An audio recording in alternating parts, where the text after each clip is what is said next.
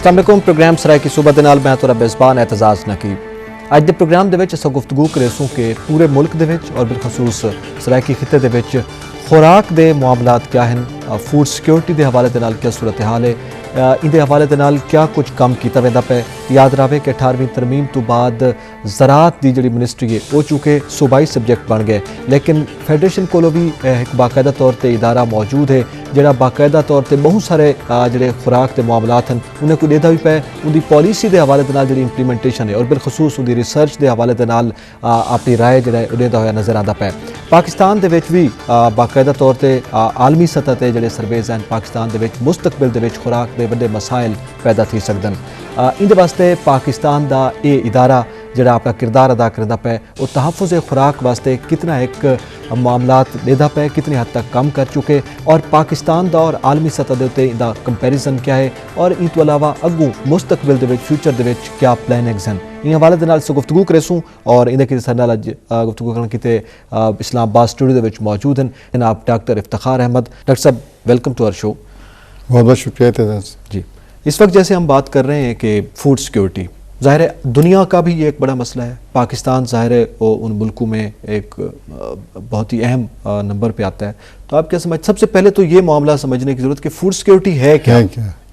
तो एतजाज़ बात ऐसे है कि पिछले 5 साल के अरसे में जो खुराक की कीमतें हैं आलमी सतह पर और मुल्की सतह पर भी मुसलसल बढ़ती चली जा रही हैं और हम ये देख रहे हैं कि बहुत सारी जो खुराक है उसको बजाय खुराक के इस्तेमाल करने के उसको यानी एनर्जी की तरफ इस्तेमाल किया जा रहा है, बायोफ्यूल और इस तरह जैसे कॉर्न है, मेज़ जिसे कहते हैं, छलियाँ जो हैं इसको बजाय वो उसका करने के और इसी तरह कैनोला है, सरसों जिसे कहते हैं विलायती सरसों, वो सारी जो है ना उस तरफ डाइवर्ट कर रहे हैं कि उससे पेट्रोल के तौर पर काम लिया जा सके, डीजल के तौर पर काम लिया जा सके। तो एनर्जी की तरफ उससे जो है और क्राइसिस डेवलप हुए हैं। तो इसकी वजह से पूरी दुनिया में भी और पाकिस्तान में भी इस तरफ तवज्जो है कि जी जो खुराक है उसको कैसे मुहैया किया जाए। तो फूड सिक्योरिटी जो है वो ये है कि अपनी जो मुल्की सतह पर भी और घरेलू सतह पर भी खुराक को कैसे यकीनी बनाया जाए कि वो सबको मिले। अब इसके कई पहलू हैं। सही। अब सबसे पहले तो बात यह है कि क्या हम इतनी खुराक पैदा कर रहे हैं या नहीं कि सारी जो पॉपुलेशन है उसको वो मिलने के काबिल हो। तो इसको कहते हैं फूड अवेलेबिलिटी। ठीक, यानी कि हमारी प्रोडक्शन है कि नहीं। तो प्रोडक्शन में फिर रोल आ जाता है एग्रीकल्चर का मेन, सही, फार्मर का मेन रोल आ जाता है कि हम खाना पैदा कर रहे हैं कि नहीं। तो इसको कहते हैं फूड अवेलेबिलिटी। ठीक, कि खाना मुहैया है या नहीं है। लेकिन सिर्फ खाना मुहैया होना तो बात नहीं है। सही। इससे उससे अगला ये पहलू आ जाता है कि क्या वो खाना जो पैदा किया गया है उसकी इकोनॉमिक एक्सेस भी है। सही। क्या लोगों के पास पैसा भी है कि वो भाई इस खाने को खरीद भी सके। खाना तो पड़ा है, अब उसके पास पैसे ही नहीं तो कैसे खरीदेगा। ठीक। तो इसको कहते हैं इकोनॉमिक एक्सेस। ठीक, ठीक है। ये दूसरा एक बड़ा अहम पहलू है फूड सिक्योरिटी का एलिमेंट जिसे कहते हैं। तीसरा बात यह है कि ये जो खाना आप पैदा करके दे रहे हैं क्या वो इस काबिल भी है, महफूज भी है कि नहीं सेहत के हवाले से। ठीक, कि भाई ये तो नहीं कि उसमें जहर शामिल है और बंदा खाएगा और मर जाएगा या उसको और बीमारियां पैदा हो जाएंगी। तो तीसरा बड़ा पिलर इसका ये है कि खाना इस शक्ल में हो कि महफूज हो इंसानी सेहत के लिए, उसके अज़ा में ये चीज़ें शामिल ना हो, जहर शामिल ना हो और दूसरे और बहुत से कंटामिनेंट्स नुकसान देना हो। अच्छा, जिस तरह से आपने बात की, सबसे पहली जो आपने बात की बड़ी वो अहम बात थी कि पाकिस्तान में तो वैसे हम एनर्जी क्राइसिस देख रहे हैं, लेकिन खुराक को एनर्जी में कन्वर्ट करना जिस तरह से आप बात कर रहे हैं तो क्या उससे कोई असरात मुरतब हुए हैं इस मुल्क में? हाँ जी, इस वक्त तक तो सूरत हाल ये है कि पाकिस्तान जो बड़ी अजनास हैं उसमें सेल्फ सफिशेंट है। जैसे गंदम है उसमें आप सेल्फ सफिशेंट हैं, शुगर केन में आप शुगर में सेल्फ सफिशेंट हैं, आप चावल भी अपने बेच रहे हैं और जो मेन एलिमेंट्स हैं खाना अवेलेबल है। सही। और किसान जो है प्रोड्यूस करके भी दे रहा है। लेकिन चूँकि एनर्जी क्राइसिस है और आपको पता खाना पैदा करने के लिए आपको क्या करना पड़ेगा, हल चलाना पड़ेगा। हल कैसे चलता है? ट्रैक्टर, उसके लिए पेट्रोल डीजल चाहिए। इसी तरह अगर आप कहेंगे पानी, तो पानी जो है वो डीजल से भी ट्यूबवेल चल रहे हैं और बिजली से भी चल रहे हैं। तो ये जो एनर्जी क्राइसिस है ये इफेक्ट कर रहा है। अब इसी तरह अगर आप देखें गैस है तो बहुत सारी जो खाद है हम कैसे प्रोड्यूस करते हैं, गैस से प्रोड्यूस करते हैं। बिल्कुल। तो खाद जो है वो प्रोडक्शन जो है लोकल प्रोडक्शन फिर लो जा रही है और फ्यूचर में आपको बाहर से फर्टिलाइज़र इंपोर्ट करना पड़ेगा। तो क्या होगा इसका? अभी तो असरात नज़र आने शुरू होंगे। अगर हमने एनर्जी क्राइसिस को रिजॉल्व नहीं किया तो फिर क्या होगा? जो छोटे किसान हैं ख़ास तौर पे, उनकी जो कुव्वत ख़रीद नहीं है इन तमाम चीज़ों को, इनपुट्स को लेने के लिए, तो वो इफ़ेक्ट होंगे। तो वो जो इस वक्त प्रोड्यूस करके आपको दे रहे हैं ना, वो नीचे चला जाएगा। तो इस वक्त से इसलिए सबसे अहम इशू पाकिस्तान के लिए फ्यूचर में ये होगा कि एनर्जी क्राइसिस को रिजॉल्व किया जाए। अगर आप रिजॉल्व नहीं करेंगे तो आपका ये जो इस वक्त सरप्लस फूड अवेलेबल है, गो के मैं ये कहूँगा कि इसके भी दो पार्ट हैं, वो अभी डिस्कस करते हैं। तो ये डेफिनेटली इफेक्ट होगा। अच्छा, सरप्लस है, आपने ये कहा कि अभी पाकिस्तान के पास है, लेकिन इस वक्त अगर हम कुछ पिछले 5 साल का या 10 साल का एक डेटा लें तो आप क्या समझते हैं कि पाकिस्तान फूड के मामलात में कितनी हद तक, क्या उसमें इजाफा हुआ खुद कफील होने में या कहीं कमी आ रही है? क्योंकि जिन खदशात का आप इजहार कर रहे हैं, क्या वो उसी डेटा की बुनियाद पर है, उसी रिकॉर्ड? इस वक्त तो देखें, चूँकि गवर्नमेंट ने बहुत सारी पॉलिसीज़ अच्छी की, उसमें ज़्यादा चांसेस दिए गए तो अच्छी सूरत हाल है। लेकिन अब यूँ चूँकि फर्टिलाइज़र नहीं मिल रहा, कॉस्टली मिलेगा, पानी के लिए पैदा करने के लिए जो चाहिए वो डेफिनेटली कम होगा, बिजली नहीं है गांव में, तो ट्यूबवेल नहीं चल रहे हैं, तो ये नीचे जाएगा अगर हमने इसको टेक केयर ना किया। तो इस वक्त तक तो सूरत हाल ठीक है, लेकिन फ्यूचर की सूरत हाल वो ज़्यादा खतरनाक होगी अगर हमने ये बेसिक इशू, ख़ास तौर पे छोटे किसान जो 80% हैं, और वो भी ख़ास तौर पे उन इलाकों में आप देखते हैं जहाँ पर आपका इलाका भी सराइकी खिता जो है वो तकरीबन छोटे किसान बहुत ज़्यादा हैं और वो डिपेंडेंट हैं इन चीज़ों पे।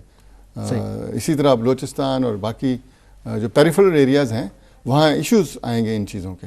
ठीक। अच्छा, ये बड़ी जिस तरह से आपने कहा कि अभी हम खुद कफील हैं, लेकिन एक दूसरी आपने एक बात की थी कि फूड अवेलेबिलिटी, ज़ाहिर है ये प्रॉब्लम हम ये देख रहे हैं, ये समझ में आता है, थोड़ा सा इसको क्लियर कीजिएगा कि जो वहाँ पे ये फूड प्रोड्यूस कर रहा है, जो किसान है एक आम, और दूसरा जो अर्बन एरिया में रहने वाला एक आम आदमी है, उसमें क्या आप समझते हैं कि कोई ऐसा डिफरेंस है कि वो किसान को भी वैसे ही खुराक मिल रही है और अर्बन एरिया में रहने वाले के लिए? क्योंकि एक तासुर तो ये है कि जो प्रोड्यूस कर रहा है उसको ज़्यादा मिल रही होगी। ऐसा नहीं है, बल्कि अगर आप जब जायज़ा लेंगे तो पता चलेगा कि चूँकि वो खुराक पैदा करने वाला खुराक आगे बेच देता है अपनी, तो ख़ुद वो जो है ना सिर्फ बड़ी सिंपल खुराक खा रहा है और उसको जो तमाम अज्जा चाहिए ना वो ले नहीं रहा, क्योंकि उसमें अवेयरनेस का काम भी है, उसको उन चीज़ों का इल्म नहीं है। और माजी में अगर आप जायज़ा लें तो वो सिर्फ इन चीज़ों पे डिपेंडेंट नहीं था। तो फूड सिक्योरिटी, इसलिए मैंने अभी अगली बात करनी थी, वो भी डिस्कस करते हैं कि सिर्फ फूड सिक्योरिटी में ये एलिमेंट शामिल नहीं है कि खुराक सिर्फ मुहैया हो जाए। खुराक का ऐसा खुराक चाहिए जो जिसमें तमाम न्यूट्रिएंट्स हों, ठीक, और बैलेंस्ड हो, और वो इंसानी जो जिस्म है उसके लिए वो तमाम अज़्ज़ा दे जो उसको सेहतमंद रख सके। तो ये भी एक पार्ट अहम है। और जो प्रोड्यूसर क्या करता है, वो जब बेच देता है तो अपने पास उसके पास कुछ नहीं होता, और वो आप यही देखें कि जो विलेजेस हैं और जो शहर हैं, आपको शहर में तो सारी सब्जियां मिलेंगी लेकिन गांव में वो सारी सब्जियां नहीं मिलती हैं आपको। सही। इसी तरह और जो बाकी जिनसे आपने चीज़ें लेनी है, तो इसको हम कहते हैं कि हाउस होल्ड लेवल पे फूड सिक्योरिटी का होना, कि क्या जो घराना है वहाँ सिक्योरिटी है कि नहीं। तो फिर जब आप ये बात करेंगे तो और चीज़ें भी आएंगी सामने। आप हमारे कल्चर देखते हैं कि वो मेन और वुमेन का फ़र्क करते हैं जी। तो घर में क्या होता है कि जी जो कमाने वाला है सबसे पहले उसको दिया जाता है। गांव में अगर आप देखें ना, अगर मुर्गियां रखी हुई तो अंडा कहते हैं जी वो उसको देना है किसान को, एक कल्चर है, कल्चर बना हुआ है। और फिर उसके बाद बारी आएगी लड़कों की, सही, वो लड़कों को मिल जाएगा। और जो खातून हैं, बच्चियाँ हैं, वो सबसे आखिर में आएंगी, और खातून खाना वो सबसे पीछे रह जाएगी। वो फिर वो बचा खुचा जो है ना वो खाती है। तो वो क्या, वो बचा खुचा जो है वो है इस काबिल कि उसकी सेहत का ख्याल रख सके।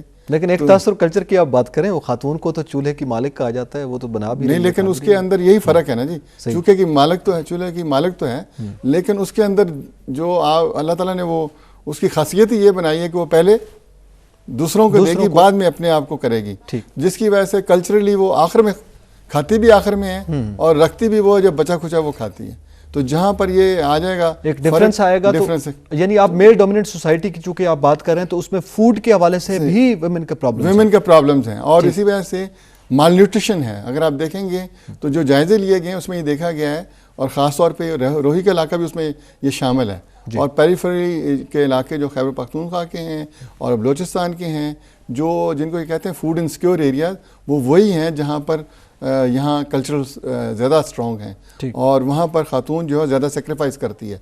और पहले वो मतलब उनको जो कमाने वाले हाथ हैं जिनको वो समझते हैं, हालांकि कमाई में उसका बहुत बड़ा हिस्सा शामिल है, वो उन्हीं को समझती है और इसलिए उनको ज़्यादा परवरिश करती है, अपने आप को बाद में परवरिश करती है।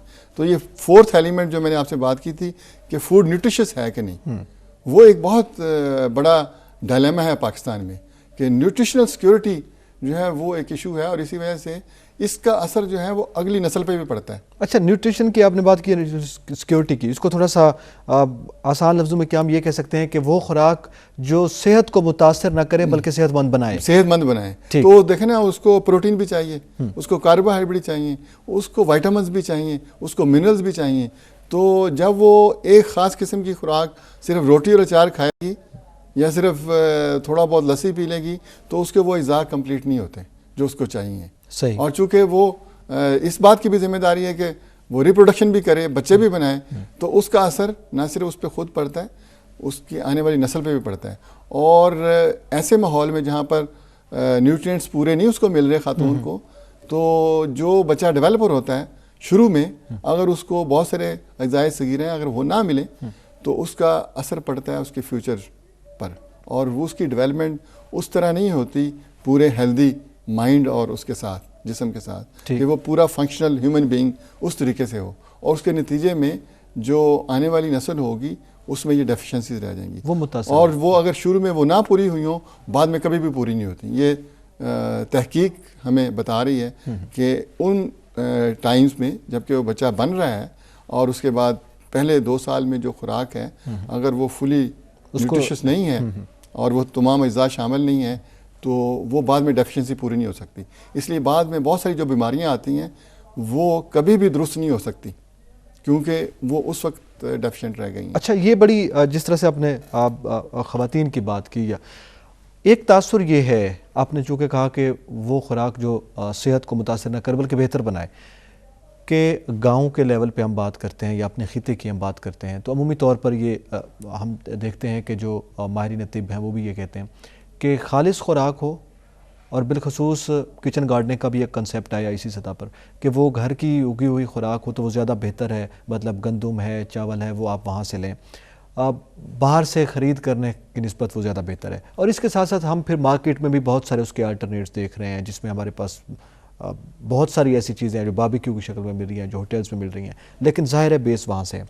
और दूसरा एक तो ये है, दूसरा ये है कि आम तौर पर ज़्यादातर गोश्त या इस टाइप की जो चीज़ें हैं उसको ज़्यादा लाइक किया जाता है और उसको समझा जाता है कि ये सेहत के लिए कुछ बेहतर है। इस पर आप क्या कहते हैं? गोश्त की एक हद तक ज़रूरत है, लेकिन सिर्फ गोश्त ही नहीं चाहिए। गोश्त तो सिर्फ आपको प्रोटीन प्रोवाइड करता है।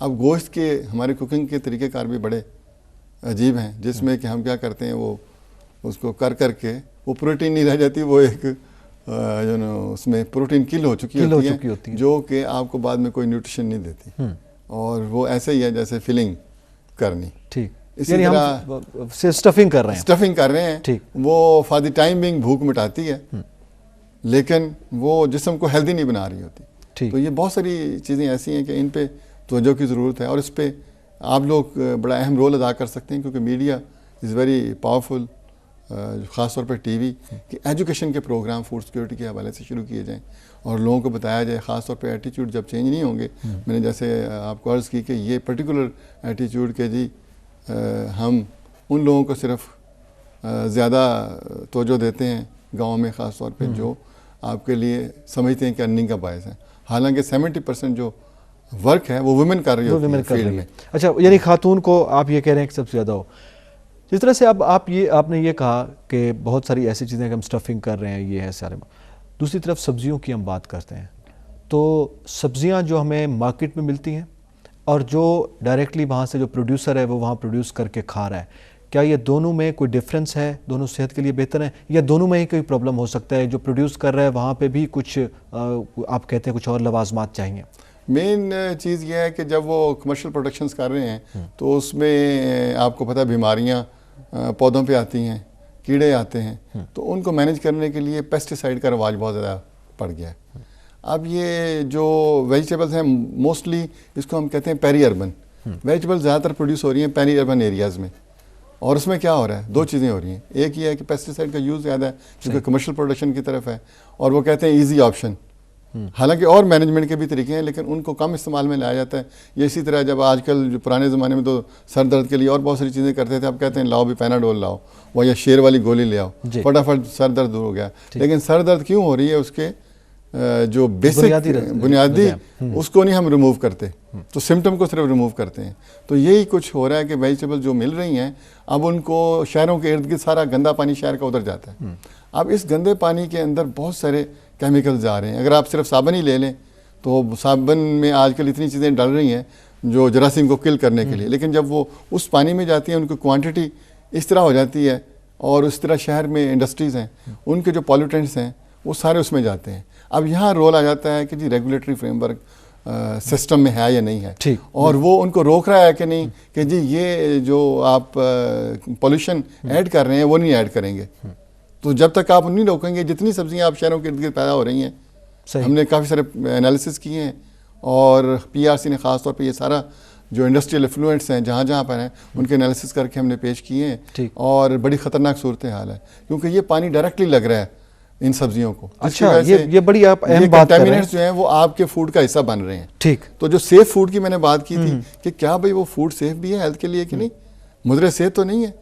तो ज़्यादातर ये जो सब्जियां प्रोड्यूस हो रही हैं शहरों के इर्द गिर्द पेरी अर्बन एरिया में, ये मुज़र सेहत है, ये मुज़र सेहत है। ये बड़ी एक और जो गांव में खुद किसान अगर पैदा कर ले, इसलिए गवर्नमेंट भी तवज्जो दे रही है हर जगह कि भाई आप अपने लिए खुद तो वेजिटेबल प्रोड्यूस करें, खुद डायरेक्टली खाएं, और जो शहर से आएगी वो वैसे भी बाद में आप देखते हैं कि पहुँचते पहुँचते भी उसकी गई भी उधर से गई है सस्ते दामों, और फिर जाके वापस भी महंगे दामों आके मिल रही है उसको, और उल्टा नुकसान भी, उल्टा नुकसान। ये बड़ी एक अहम बात करें, इस पे हम बात को आगे चलाते हैं। नाज़रीन, वेला थी कि एक ब्रेक तो बाद सिलसिला गुफ्तगू था शुरू करें।